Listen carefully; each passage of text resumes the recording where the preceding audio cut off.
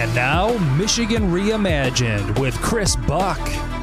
So every year, the Lansing Regional Chamber of Commerce announces a list titled 10 over the next 10.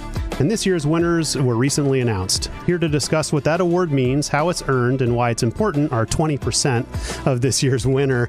And joining us here is Katie Krick and Joseph Lewis II. Welcome, Katie and Joseph. Thanks for having us. So congratulations on your recent recognition. That's fantastic. So Katie, let's start with you. Can you give the listeners an understanding of what 10 over the next 10 means? Who is the Chamber trying to celebrate? It's the best that I can say. The Chamber is trying to celebrate young adults 35 and younger who want to make a measurable impact in the community over the next 10 years. All right. So young business professionals who they deem as people you're going to want to keep an eye on over the next 10 years. Yeah, I think typically they're people who have a broad range of interests in the community, so not just in their job, but also in raising their family in the community, a philanthropic kind of bent to it. Maybe they have a board membership or a cause that they really care about, and they use an interconnected approach to those to help the community improve. Fantastic. All right. Well, it seems like a noble pursuit, right? And they do this every year. Is that right? They do. I think since 2002. Okay. So almost 20 years. Fantastic. We'll talk about that in a second. So Joseph, how did the Chamber communicate to you that you were nominated or that you were in the hunt? Do you recall how that process started? And was there anything required of you to confirm that you were interested in doing this, or did you have to fill out any paperwork, or how did the process work? Yes, I did have to fill out some paperwork, but originally I was approached by, his name is Bill Kimball. He's the president of the company I work for at C2AE. And he approached me and asked me if I'd be interested in being nominated to receive the 10 over the next 10 award. It was an interesting ideal, as I typically don't think of, my community involvement or my professional successes as something that other people would celebrate, outside of my friends and family group. But he noticed it and asked me if I'd like to be nominated. All right. And what did you say?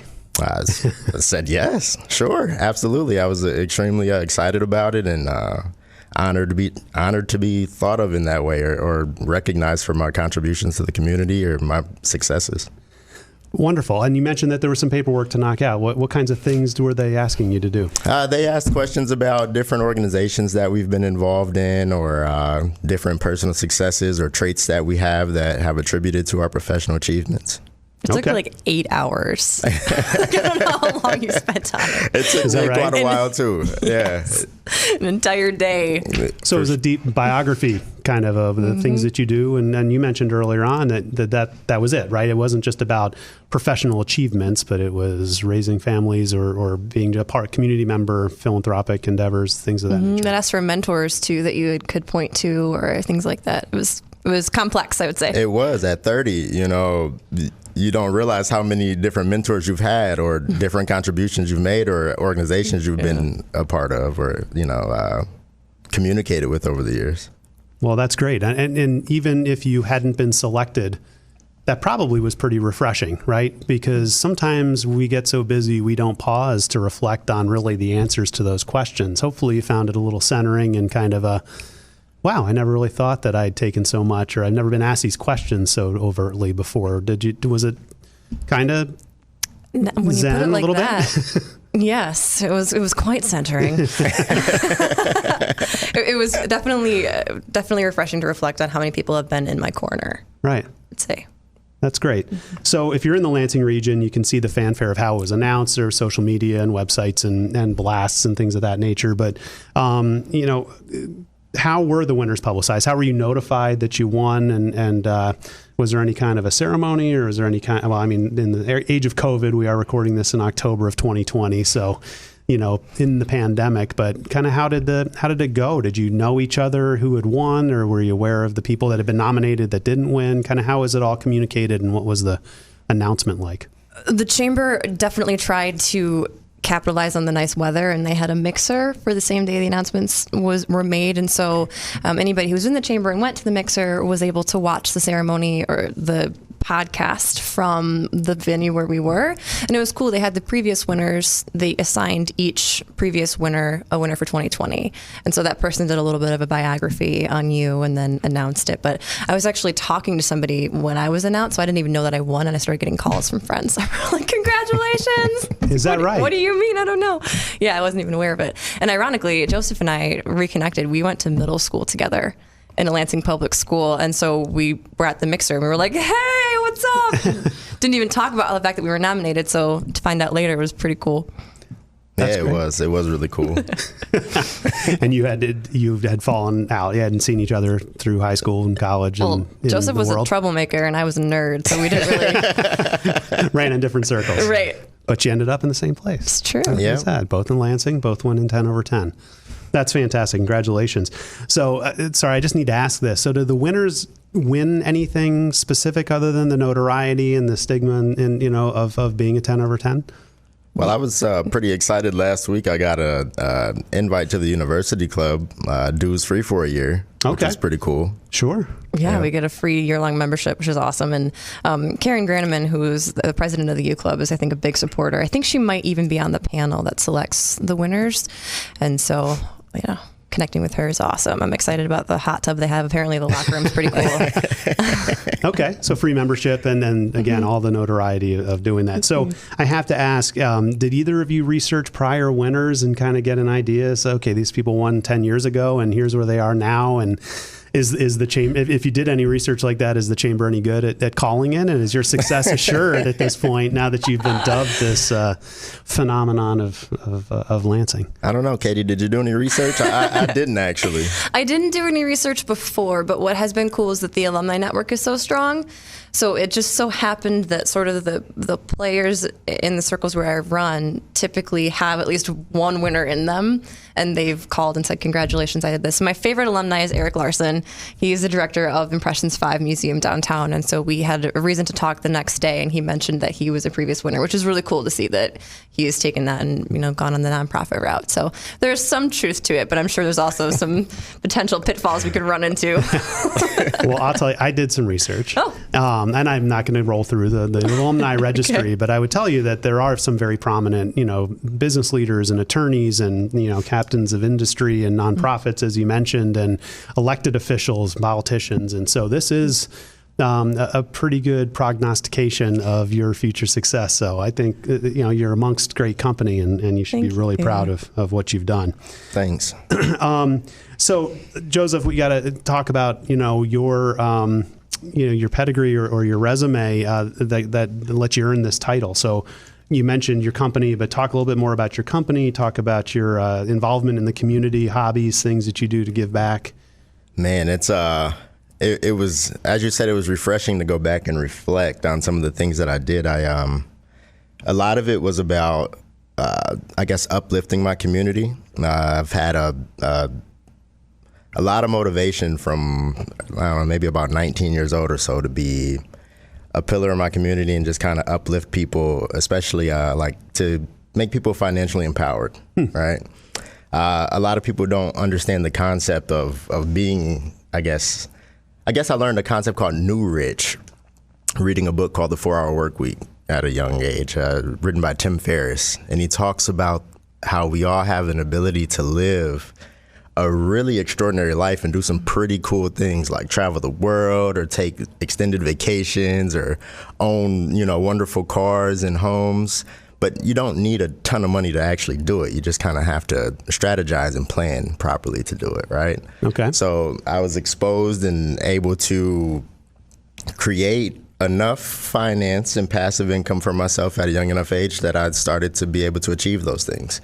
And I wanted to pass those things on to my community. I wanted to create opportunities for my friends and family first, and then it kind of trickled into my friends' families and some of their children and, starting college funds for other children. And I really hope in the future to be able to create a scholarship foundation for Lansing youth and youth around Michigan. And are you doing that under any formal capacity, or is it all just informal mentoring and sharing the things that you've learned? So that portion is all informal, actually. I started a real estate company quite a while ago and just started investing in real estate. And on the side, a lot of those assets get put aside to fund that endeavor, down the road. Hopefully in the next 10 or so years, I can make it a formal foundation and actually start to funnel it back into the community. But I do volunteer a lot of time with a group called Fundamentals, which is, it was started by a good friend of mine that I met through college. She actually attended Michigan State here as a jazz musician, but she's from New York. And we formed a group of friends where we've got professionals. I'm an engineer. She's a musician. We've got a pilot friend. We've got a professional singer and songwriter. We've got, lots of professionals that are interested in giving their time back. So we all dedicate, a few hours a month to offer mentoring and lessons to different, it's actually adults and children, but it's about bringing the fundamentals of our industries to regular people that wouldn't typically be exposed to it from somebody that practices in that line. Right on. Okay. That's impressive. Who knew, right? Yeah, I don't want to follow Hey, Katie, that at guess all. what? So what are you doing with yourself to bring value to the planet? That's amazing. I was already impressed with Joseph because of his engineering and all of that, but I didn't even know about his side hustles. Very, very cool. Gotta have the side hustles. I guess so. So professionally, I'm a commercial insurance agent. And what I love about that is that I help business owners look at all of the risks associated with the creation of their product or service and the distribution of it. So I'm a risk manager, and I help businesses protect their bottom line and their planning, their legacy. What's cool about that is I don't have to be, just in one industry, and I really like being able to connect the dots between a project manager at an engineering company and a logistics company and a manufacturing company and tradespeople, all those things, because they all are so interrelated and use each other's services and products. So I can help people plug the holes between, they might have a gap in service here, or they might have a risk they didn't think about, or cyber liability is a huge thing. So I feel like it's really letting me integrate myself into so many different areas of our community. And when you do that, when you see the broader picture, you can see what's needed from a social perspective too. So a project I'm excited about right now is the Optimist International Club. We're just launching in Lansing, and it's already been so exciting. We are working on a few different projects, but basically the mission of Optimist is to bring positivity into different spheres. So we're working on educational projects and different service projects, especially with the community parks. And then just because I was born and raised in Lansing, and I only left for a semester in Ireland, which was also very fun, but Ireland's kind of like the Michigan of the United States. So it was an amazing cultural experience, but I feel a deep sense of responsibility to continue building the community up and making it a place that I want my kids to stay to. Well, then that's fascinating, but that really jarred something in my mind is we were talking a little bit off microphone about Lansing and the brain drain. Mm-hmm. And I understand that maybe that phrase is maybe a little dated now. I know, Joseph, you said you weren't even familiar with that, but the idea about Lansing is people coming out of school tend to leave for a while, and then maybe they come back in their 30s and hit the suburbs. But there's a lot of effort to try to retain the people in their 20s. And part of that is housing stock, and part of that is entertainment options, and part of that is having enough people in that band of age to make it fun enough to stay here. Mm-hmm. And so as people who, are in that, that age bracket and being nominated for this, can you share maybe your thoughts a little bit about what makes Lansing your choice? Or was Lansing maybe not your choice, but you're here making the most out of it, which is, I think, fine also.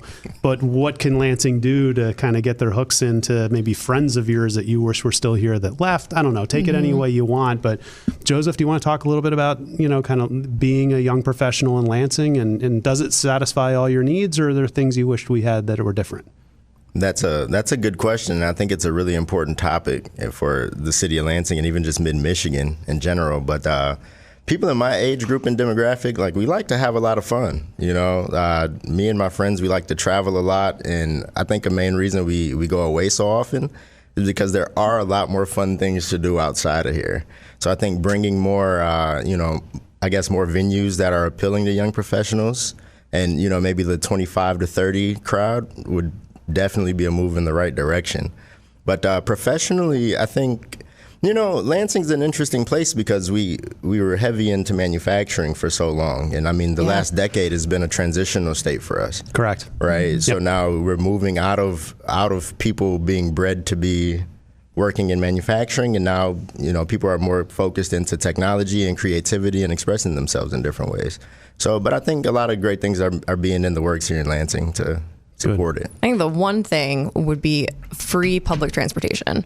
I wish that we had, just like how Grand Rapids has their bus line, here and back, free all the time, darting all around. Oh, yeah.